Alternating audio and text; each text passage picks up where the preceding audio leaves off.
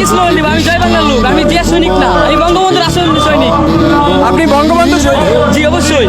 তাহলে বিএনপির পক্ষে আসতে না পাই রাস্তা হয়েছে, এলাকার অভিযান রাস্তা হয়েছে আমাদের এলাকার অবস্থার ভয়ঙ্কর থেকে আমরা রাস্তা হয়েছে, না হলে আসার কোনো প্রোগ্রামে না আসলে বাড়ি থাকতে বাড়িতে থাকতে দেয় না। এলাকার বড় ভাইরা এসে বাজার থেকে উড়ায় নিয়ে যায়, মারধর করে, সেই জন্য আসা হয় আমাদের। জোর করে নিয়ে আসতে দূর করেছি, দূর করে আসা হয় এখানে। আপনি কি আওয়ামী লীগ করেন? জি আগ্রহী করি।